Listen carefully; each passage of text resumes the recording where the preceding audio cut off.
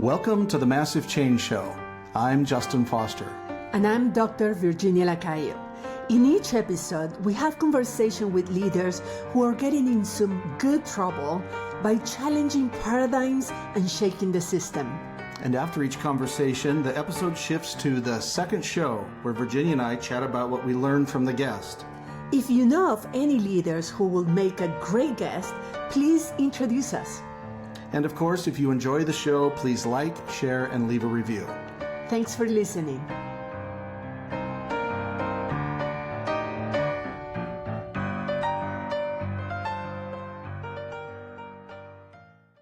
In this episode, we're joined by Rebecca Goldcrump, co-founder of the Impact Collective, a Portland-based firm that helps B Corps and social enterprises align their operations with their values through strategy, coaching, and B Corp certification.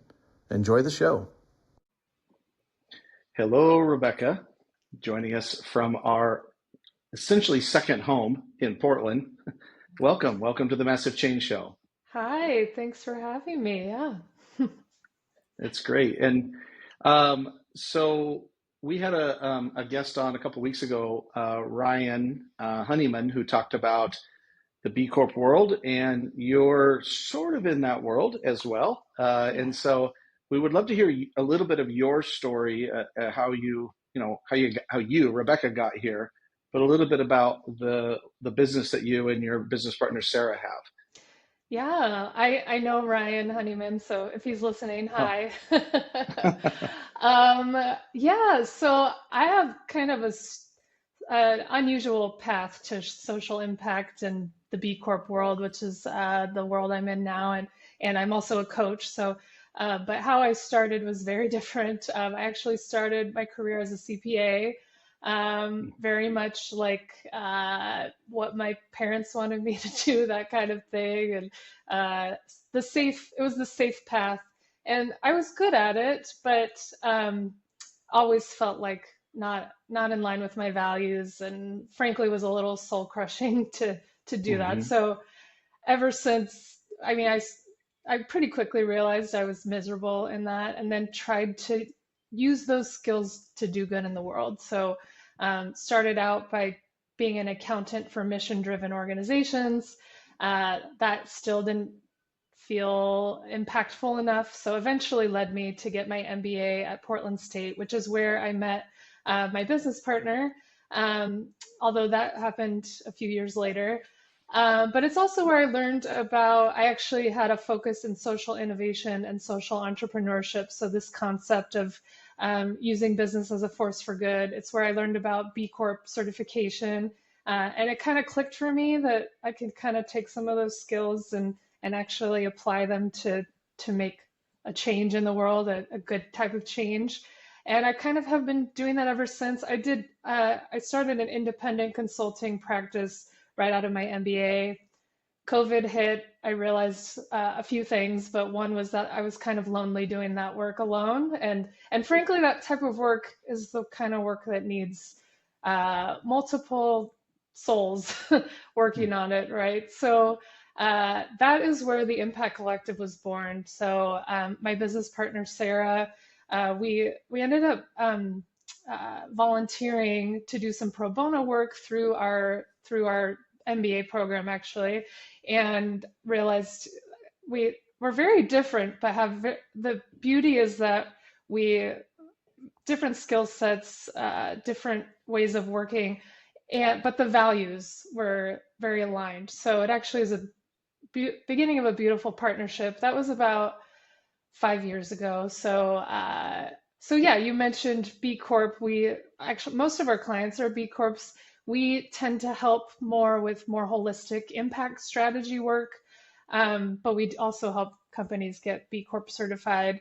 And I mentioned another thing that happened during COVID was I realized, I think part of what the CPA background was missing for me is it wasn't a good way for me to use my big heart. So that led me into a coaching program where I got certified as an integral coach. And so I also coach folks one-on-one, but it also, more importantly, impacts all the work I do. I think I bring myself as a coach to all my consulting work, all my clients, and yeah, everything I do is really to bring more love into the corporate world. At least everything I do in my business. So that's really what Mm, drives me. Yeah, very cool. Well, I yeah. was a Viking. I was a Portland State Viking for about a year Oh, until, nice. yeah, until I ran out of money and ambition. Yeah. So, That so can happen. Yeah, yeah. Oh, go yeah, Vikings. Yeah. go Vikings. Yeah. Just to comment on that, because I relate with you in some levels, but I found many people, the level of consciousness start with, first finding yourself and all the internal work, and is your path, you're discovering that that was not for you, and then saying, how can I apply this, how can I align who I really am and my values and my purpose to the work that I do, and to something bigger than me, my community, my country, my society. Other very few people actually start the other way around. I mean, I'm one of them that started with the social consciousness, like fully developed, and then I did all the work on myself later on in Yeah. life. But it's very common to start that way, and I love that you mention it, because I think that a lot of people that are in the situation you were a few years ago, where they're not necessarily happy, that they feel that there is a disconnection between who they are and what they want to contribute to the world and the work they do. And it's like, okay, I'm going to do this on my free time. I'm going to volunteer or something. When there's so many ways, with a little bit of creativity and a little bit of help, that you can integrate both and say, like, I'm going to either find a job that really aligns with my values and my principles and my purpose, or create my own job Yeah. that fulfills that and be a whole person. Yeah. So I commend you for that, because a lot of people just go by life thinking that this is what it is, like I have my job and then I have me. Yes, yeah.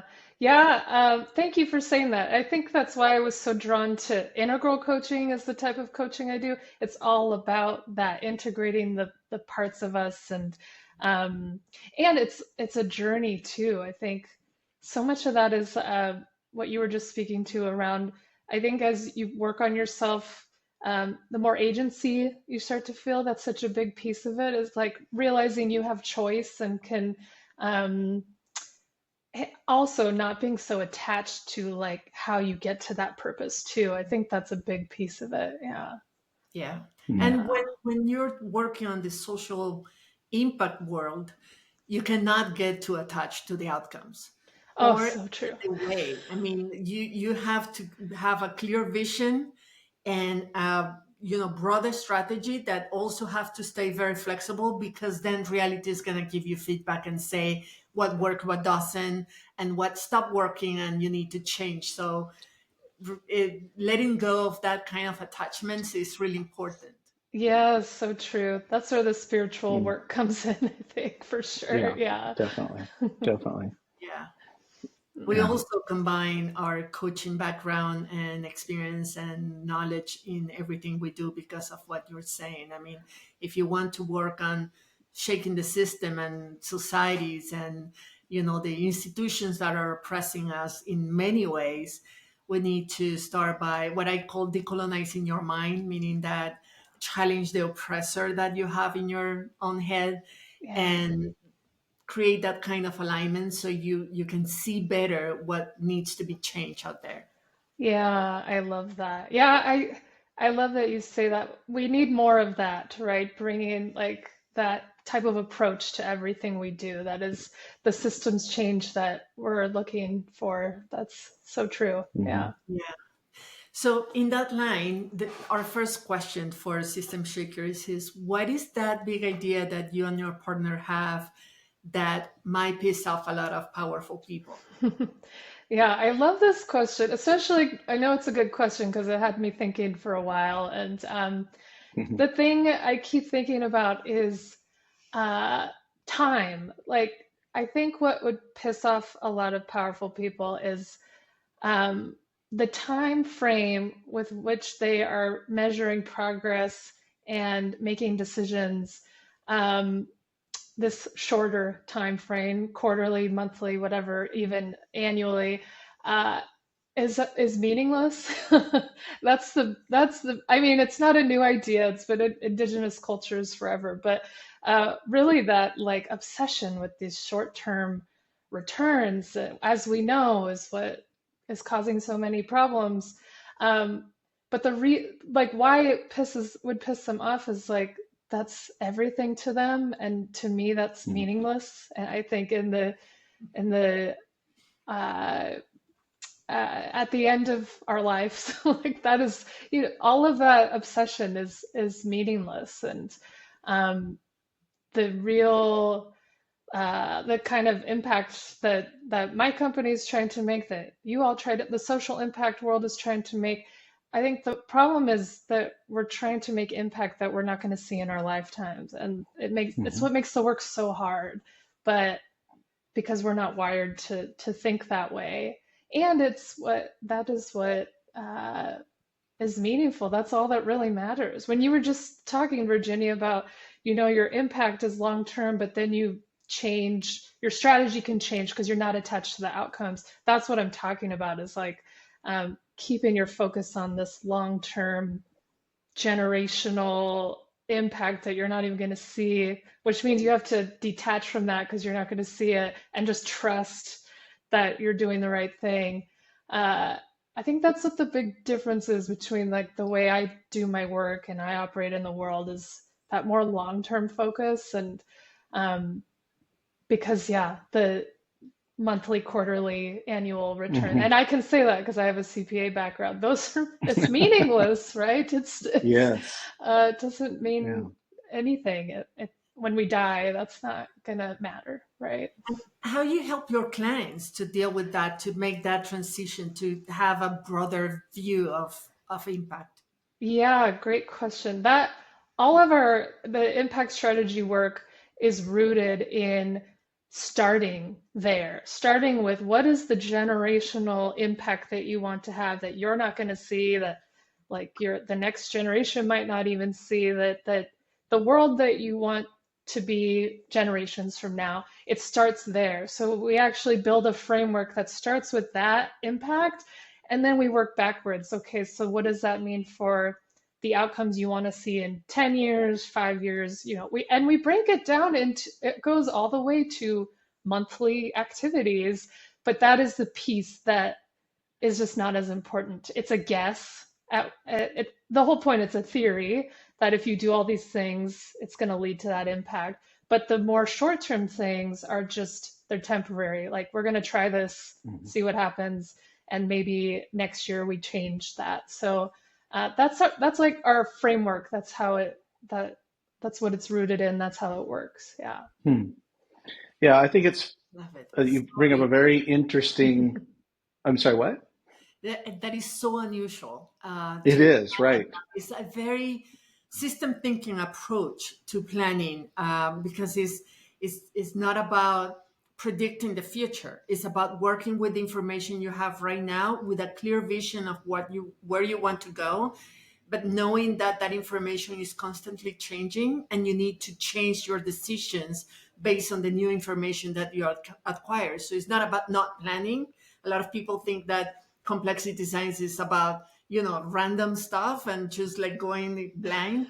It's not about that.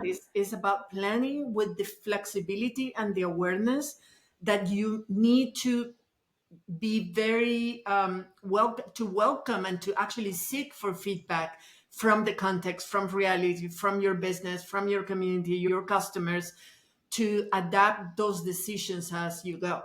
Yeah, exactly. I think I hear a lot in the business world these days about being able, of course, to adapt. Things are changing so quickly. We need to build plans that adapt quickly. But I think what bothers me so much is there's no talk about, but still keep that long-term goal, which doesn't change, that you keep rooted in that long-term thinking. So yes, maybe you adapt along the way, but it has to be pointed towards something, right? Like, it makes me a little nervous when I hear that businesses are just changing, or they're just reacting, but like for what? For what Hmm. purpose? For what long-term impact, right? Yeah. Yeah. I think it's a very agrarian view. I grew up in agriculture on a ranch and saw Mm. many family members in ranching and lots of, farm and ranch world. And that's very similar. It's like, what you got to get done today, but it's very seasonal by its nature. And one of our other guests that we had on, our first duo guest, Alan and Shakti from Enlightening Leaders Journey, they talk in their episode about business is seasonal as well. We just have forgotten that. Ah. And there's always a vision about where you're going. And a friend of mine, she refers to it as permaculture, thinking about your business as permaculture as opposed to like a skyscraper, let's say, or something that's, that you're building. And I wonder if how much of this is permeated by kind of the man brain, which is the male obsession with finishing. I mean that in every sense of the word. And so where there's like, we just got to get shit done and we got to get to those results. And Yeah. it's that get as opposed to let. It's like driving results to get to the thing. And that's why I've said, if you're an entrepreneur in particular, or a social impact person, but an entrepreneur in general, and you have your periodic table, there needs to be an extra element in there called UN, which means I don't fucking know what's going to happen. And being okay with that means you're in kind of a dance with the unknown in a constant state. And I think for both of you in particular as coaches, I think that's where coaching comes in, because if you're an entrepreneur, being an entrepreneur is just a continuous series of traumatic events. So if you don't have your inner shit together related to that, your brain is going to take that element of and it's going to say, well, in order to make this feeling go away, I have to sacrifice my vision.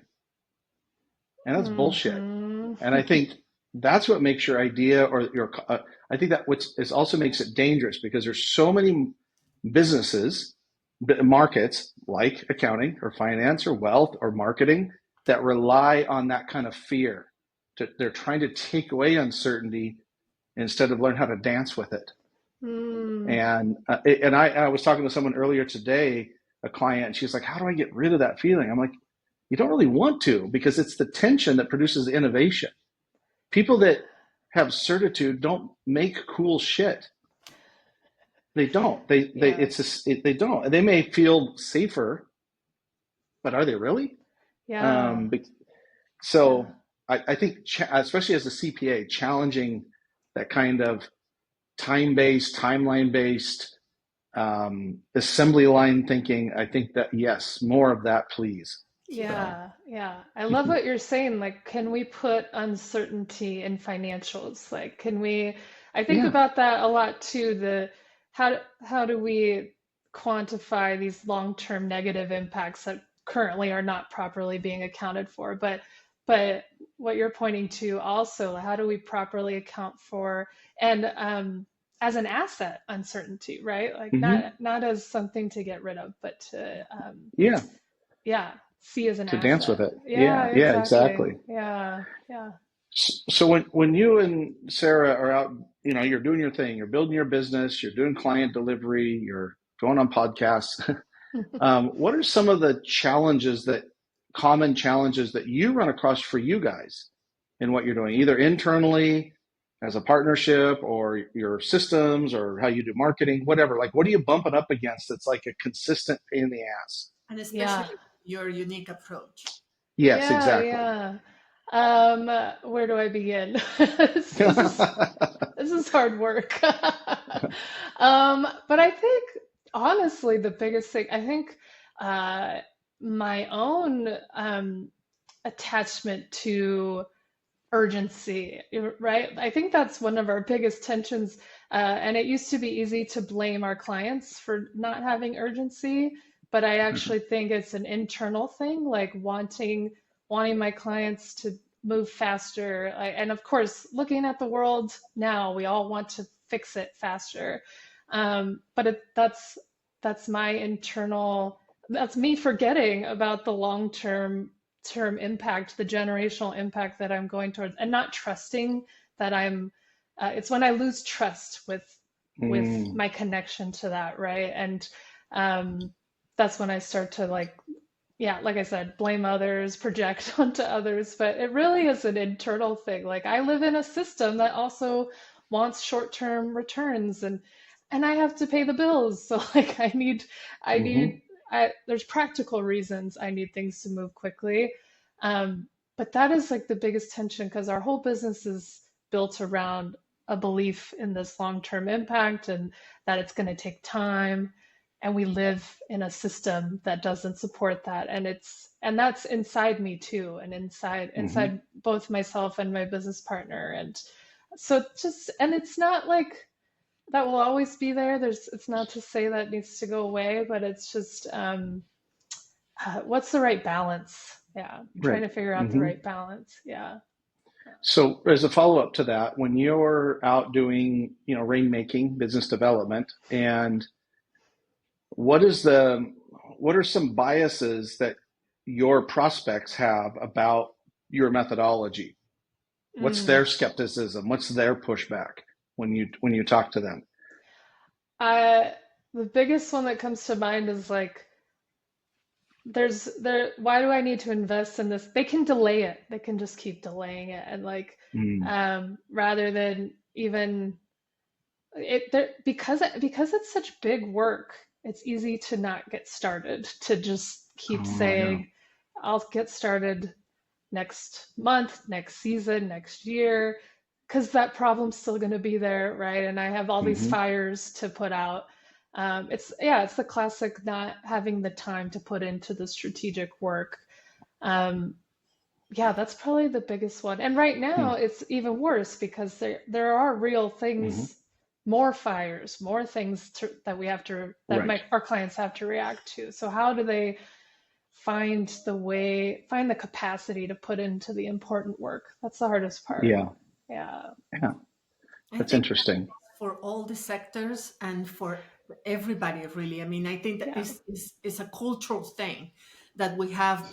We don't have time for the strategic because we have to solve the urgency now, Yep. and that creates more problem in the long term. That so we're always fighting, fires instead of preventing them just by Yes. slow down, think about it, Hmm. becoming really strategic, investing in what matters, and preventing the fires. No, we don't have time to prevent the fires because we're putting up fires all the time. And this is a Hmm. cultural thing. We're all in that mindset that is totally counterproductive, but we're still there. Yeah. Yeah. Yeah, that's exactly right. Yeah. Yeah. I've noticed too with clients over the years that do strategic planning, like that's their thing, is they have a similar to what you said, but there's this strategic planning is what you do when you already know where you're going. Like Hmm. like there'll be a point where I'm like, okay, I am ready for strategic planning, and they don't see that part of strategic planning is, I don't know, maybe half of it is deciding what not to do. Yes. Oh, yeah. And it's just that's why like in our work with what we call the brand clarity triangle, we start with moral clarity. Like, what do I Hmm. believe in? Before you go out and think about like what kind of brand you want to have, you gotta know what you believe in. And and but it is like it's a paradigm shifter. It's a kind of an epiphany of that, as Virginia said, slowing down to speed up. Or the way sometimes I describe it is they think they want there's a difference between how White Claw is made and how bourbon is made. And if you want a White Claw brand, then you can go fast and cheap. But if you want a bourbon brand, you got to slow it down and let it do its thing. Yep. That's the more the complexity side of it. So anyway, Yeah. fascinating. Yeah, you're speaking to, I think that's the reason I decided to become a coach was running against this, like it's a human thing, right? Not being able to that vision comes from inward. And I was working with a lot of clients that that was missing that piece, um, and then going through that myself, doing a lot of inward work to figure out my vision, wanting to help others in that process. I think that's such a big missing piece with this type of strategic work is you're right. There's a human component, a slowing down to figure out who I am and who do I need to be to make this happen, right? Yeah, Mm-hmm. yeah. Yeah, very good. And it's interesting how, especially you as a CPA, also you might see, can be very clear when you see it from outside, that people are concerned about the return of investment and their profits and the revenues and all that, and you can see how much they're actually paying the cost of not having a strategic approach. It's like Yes. they are just trying to fix things with quick fixes that cost more than the prevention will have. And actually the cost in terms of you know employees leaving the company or having to train new people or losing customers and all that because they thought about the immediate problem instead of the root. Yes. Mm-hmm. Yeah. Yeah. And I would not have gone into the social impact space or sustainability if I didn't see the business case for it. I think because I have that accounting background, it wasn't until I learned about it in my MBA program and I could put the business case to it, to what you're speaking Mm-hmm. about, like decreased costs from well, on the sustainability side, there's all kinds of decreased costs from efficiencies. From the human side, the retention and all those types of costs you were just speaking to, that's what I mean when I said it clicked for me. Like, oh, this is actually like profitable business. It's not maybe extractively profitable, but it is still a sustainable business model. And I truly believe in that. And I've seen it. And um, Mm-hmm. my own company included, like you can make a living doing this. It's just not going to be extractive too much profit, but you can make enough profit while also being good for people and the planet. Yeah, absolutely. And Yeah.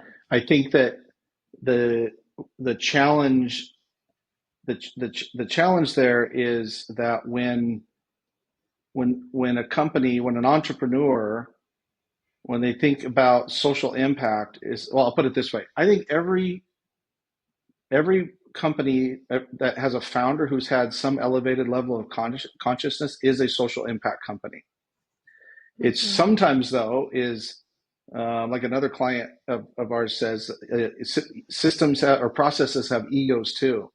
Is that sometimes it takes a while for their business to catch up with their level of consciousness. Hmm. And again, that's where, like with what you and Sarah did, that's the strategic planning aspect of it. Is you got to make the way you do things match your mission as well, not just having good intentions or Yeah. giving 10% of your profit away to a nonprofit or whatever. Those are all noble, but they're not. They don't. They can be the same thing. They can Yes. be integrated, and I Yes. think in some ways they're probably supposed to be integrated. We've Yeah. only chosen to separate them because of extractive capitalism, really. So, and Yeah. lack of creativity and clarity as right. well, because I remember I had many years ago I had a client that was a young woman, African American, and she African Caribbean really, and she said I want to start my business, and she was very conscious, she was socially conscious, she wanted to make an impact, she volunteered for a lot of things, and she was part of social movements and everything, and she said, but I don't have a lot of money, I don't have a big company, I'm just gonna make a beauty salon, I'm gonna establish a beauty salon, that's gonna be my business to sustain myself and my family.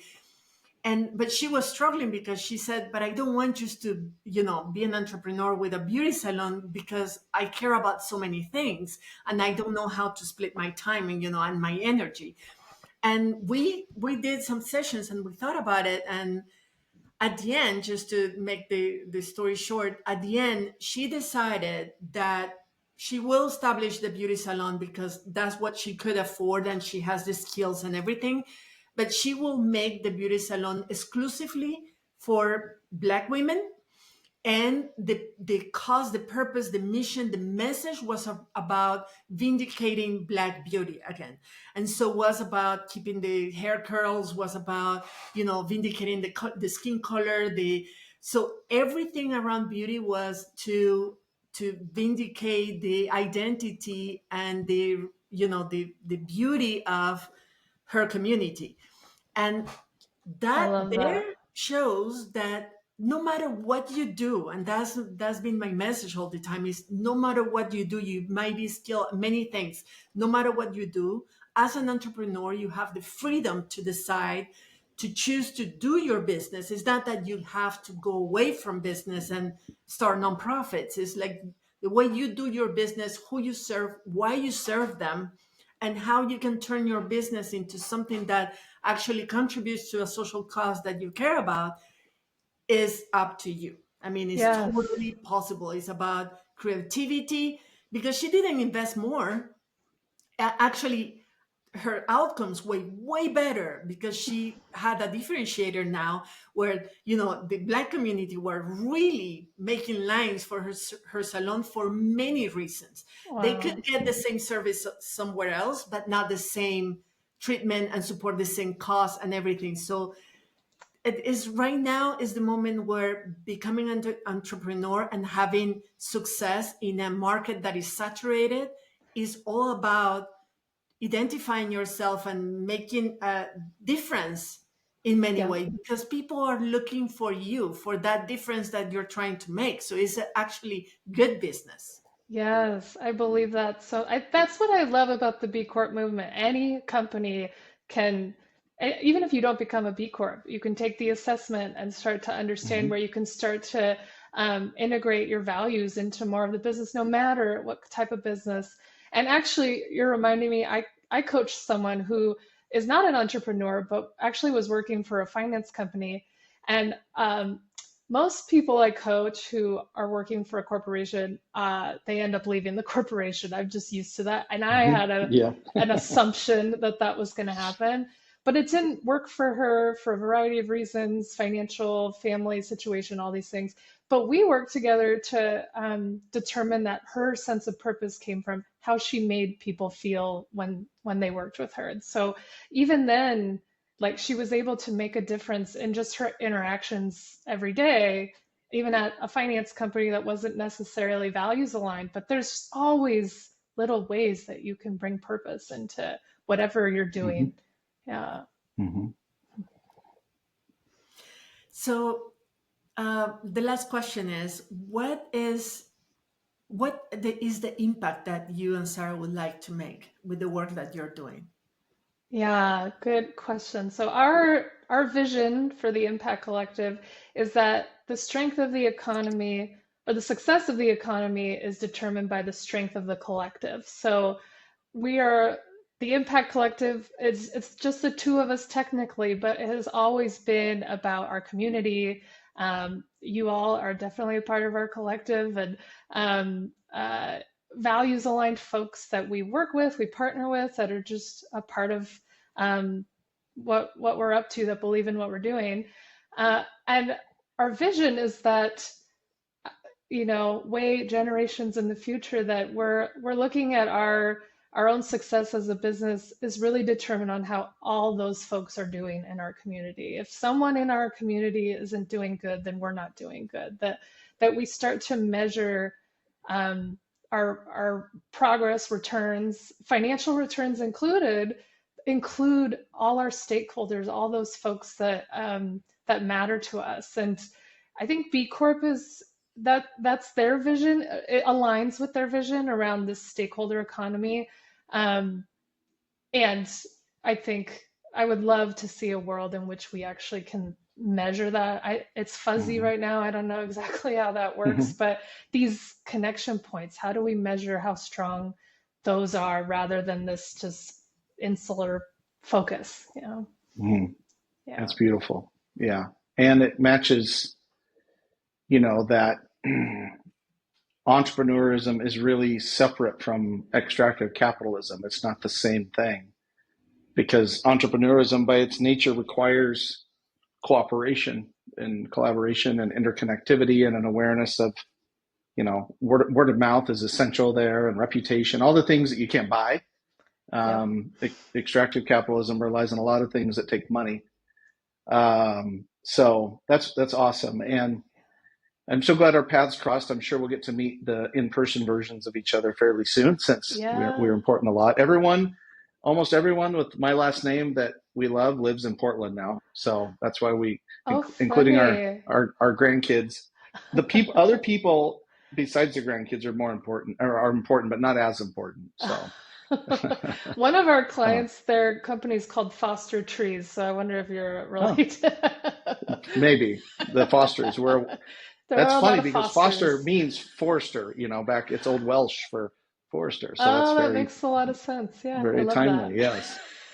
So we'll put a link to your company, your and Sarah's company, in the show notes, and really enjoyed this conversation. It was very inspiring. Thank you so much. Oh, likewise. Thank you. And yeah, I can't wait to meet you in person soon. And yeah, thank you so much. Take care. Very good. All right. Take care. Bye. Bye. Okay. Obviously, a few things resonate with me and are sticking in my head.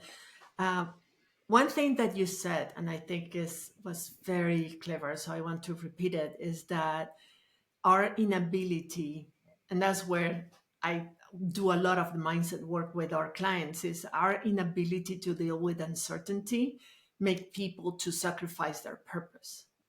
Mm-hmm. It's just like, I don't know how this is going to work, when it's going to work, and what is going to be the specific outcome. So I'd rather not even try. Mm-hmm. When really success is going to happen if you don't stop. I mean, if there is a definition of failure that I really like, I found somewhere in Google that says failure is when you didn't do something that was required for success.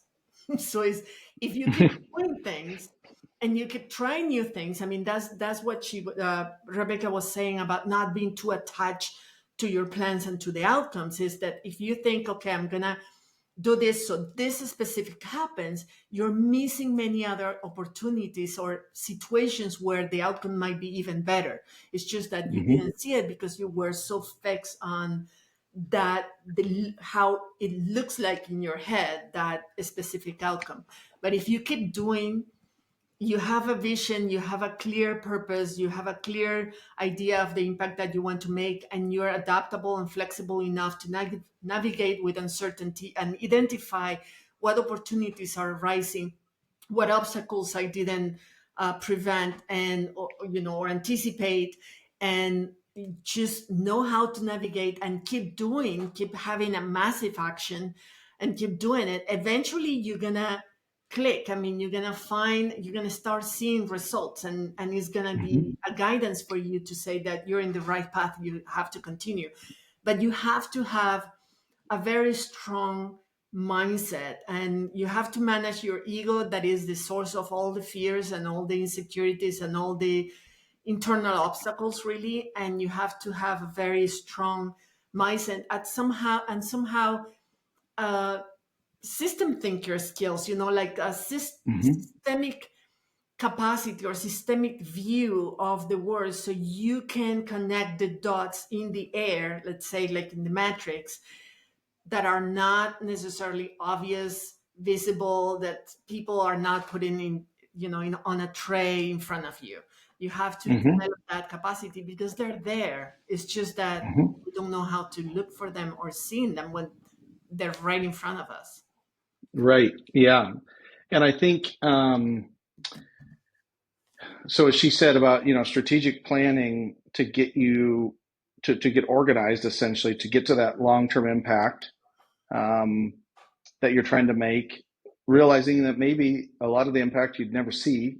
Abraham never saw the promise, or Moses, was it Abraham? Abraham never saw the promised land. So, but I was thinking, there's things you can do now as an social impact brand, like today, that will have ROI. And they'll have it and you can see it. It'll show up in your bottom line. One is kindness or dignity towards people. Because that's now, especially very memorable. It's very sticky that when someone's kind to you. And especially if you are of a smaller company, you have something that a big giant company doesn't have access to, which is you get to go talk to your customers, like really talk to them. And so listening is another one, listening to your employees, that collective intelligence, as you talk about, tapping into the collective intelligence. That's an ROI move. It's not just an innovation move. It's like there was that admiral. He wrote a book about this called "Turn That Ship Around," where he took over as the admiral or the captain or whatever for the lowest performing ship in the Navy, and basically with the same crew made it the highest performing ship in the Navy within a couple of years. And they asked him how he did that, and he goes, "I listened." And so his crew knew what to do. Yeah. And then the other one is to take a stand. And this is a thing I see with social impact companies, is that you sort of sometimes have to find out that they're a social impact company rather than that should be the first thing you know. Like it should be the first thing, because it creates a kind of opting out or repulsion from the marketplace. Patagonia, as a big giant company, as far as revenue goes, is masters at this.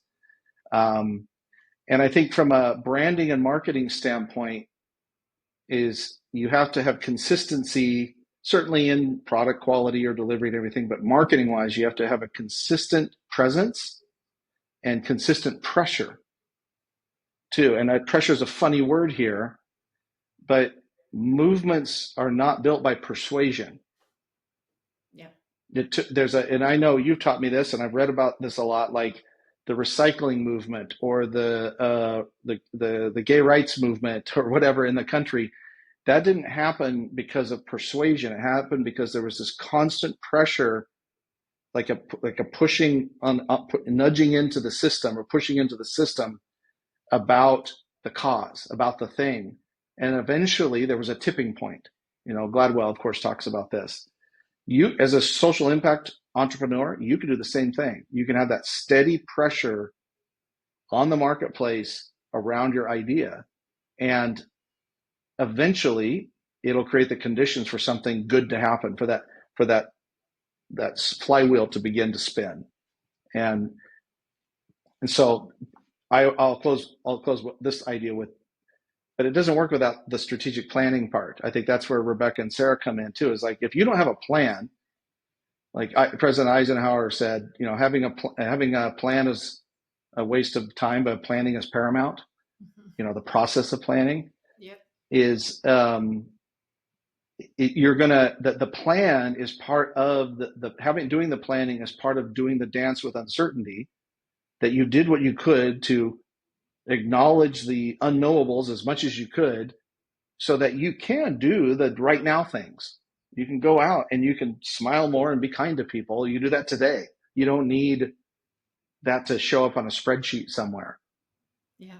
So. And even for a specific, business actions, you do the right next thing to do. But as long as you have a clear vision, you can ask yourself that question constantly. Okay, based on the information I have now, what is the right thing to do next? Mm-hmm. That will guide me, will take me in the same direction that I planned at the beginning. So that doesn't mean that you have to plan the next 5 years step by step, knowing that assuming nothing will change. Saying like, okay, I have an idea, I have a clear direction. What is the next step? What is the next step? Yes. Now with new information, what is the next step in the same direction? Yes. And like I said earlier, it all begins with, to me, moral clarity, because if your moral clarity is determined by your results, then you don't really have moral clarity. Like if you decide, well, that was what I believe in because it produced a certain result that you wanted, you need moral clarity for when it doesn't work, when you're like, what the fuck is happening? Where's the money? Where are the clients? That's when you need moral clarity, and probably when you're stinking filthy rich and you need to remember who you are as well. Um, but I think that's so important. You have to know who you are. And I've said this many times, is marketing is a terrible way to solve an identity crisis. So if you don't know who you are and you go out and I'm going to let the market tell me who I am, even if I have good intentions around social impact that I want, to whatever your social impact thing is, it won't happen if you don't know who you are, because you will be constantly evolving, or not evolving, you'll be constantly shape shifting to fit into what you think the market needs in order for you to get what you want. Yeah. And it doesn't work that way. And as you often point out, the system is sort of set up to be actually the opposite of that. No one is going to manipulate you into changing the system. They're going to manipulate you into keeping things the same. Yeah. Yeah. Yeah. Anyway, that was fun. Any other closing thoughts? Well, I think that what I said at the end, I would like to repeat it for our audience, is there is always a way that you can take advantage of the privilege and the resource and the power and the influence of your business or the business you want to create to make an impact. That's right. And it's all about clarity, knowing yourself, knowing what you have to offer, knowing your value, knowing the cause that you're supporting, your vision very, very clear and unshakable, and then work on be creative and work the system around. Is how can I is what we call in system thinking the wicked questions. Is stop thinking about either or. Is like I either build this business or I make an impact. Right. Is question is how can I build this business to make an impact at the same time? And when you ask your brain wicked questions like that is like, brain, I'm not asking you how we're gonna do, if it's possible to do that. I'm asking you to give me the answer of how I'm gonna get this done. Then your brain gets really creative and start really working on providing that kind of solutions to things that seems a contradiction, but it's not a contradiction. It's just that you asked the wrong question. Love that. We can all do that. Yeah. Right now. Right now. Very good. Okay, everyone. So you know the drill. Like, share, comment. If you know of someone that would make a great guest, there's a link below that will take you to a place to submit their name and email address. We'd love to talk to them. And if you know of a social entrepreneur or nonprofit that wants to bring systems thinking to the way they lead and the way they brand to shake the system and scare rich people, then please reach out to us. And with that, we'll see you on the next episode. Thank you so much.